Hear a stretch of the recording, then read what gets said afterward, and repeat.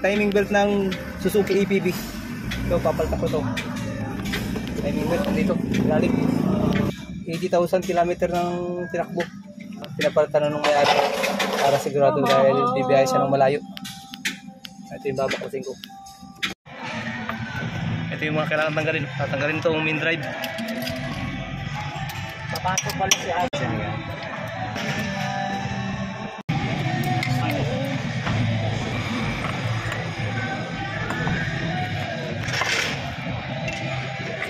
Yung timing belt sa lalim. Tatanggalin pa itong cover.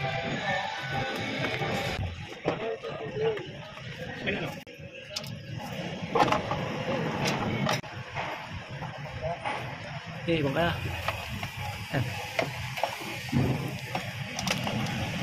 Ito yung timing belt oh.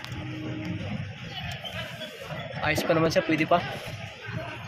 Kaya lang pinapalitan na nung may-ari at ano, malayo ang biyahe lagi para sigurado.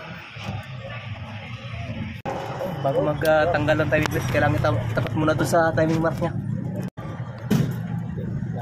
Yung timing mark niya oh. Tapos yun, kailangan nakatapat muna yan. Nakatapat muna yung timing mark niya bago magtanggal ng timing belt. Saka sa taas.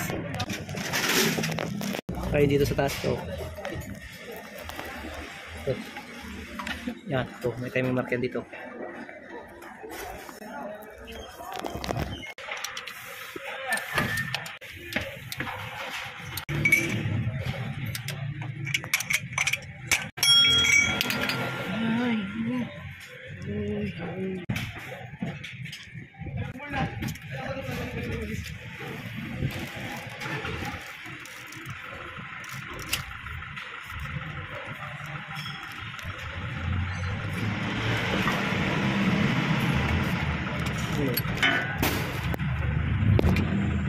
Timing belt wala pa naman sa ice, pwede pa.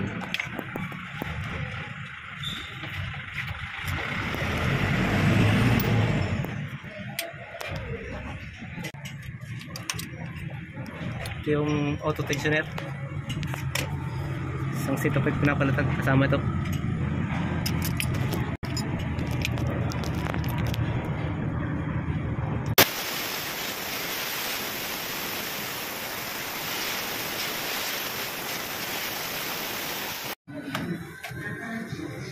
Ito na yung timing belt original.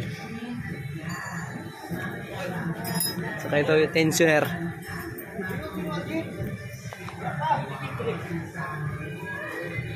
Ano, pag nagpapalit ng timing belt, mas maganda mga 80,000 to 90 km magpalit na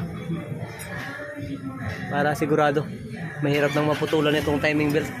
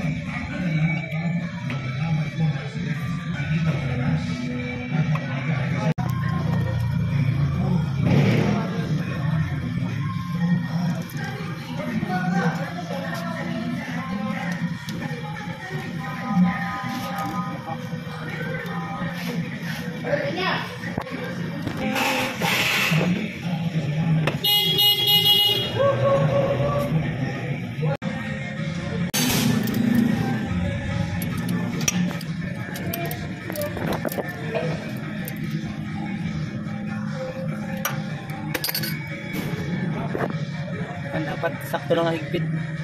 Pag mahigpit yan, tumutunog.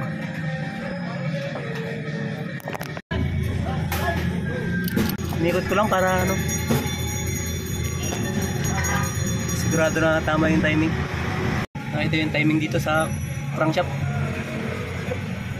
Ano, Saka magkakatapat yan. Lagi yung timing mark niya. Saka yung dito sa taas. Saka yung dito sa taas. Ito yung timing mark niya. Tapos yung dito.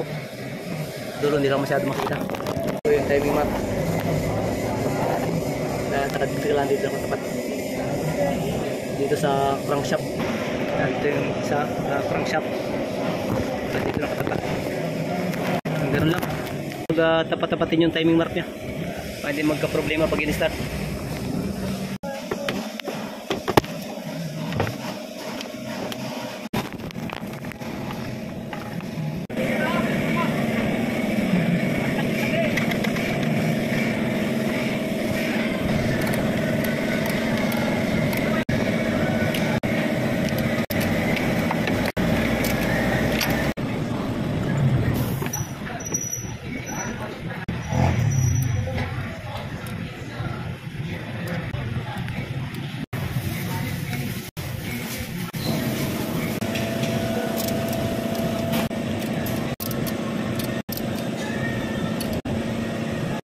Ano, ikabit na lahat. I-start natin. I-start. Ano, i-start ko ah.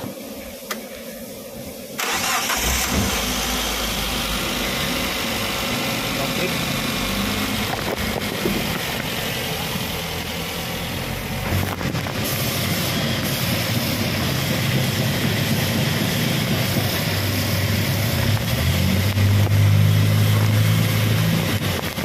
Ayos na.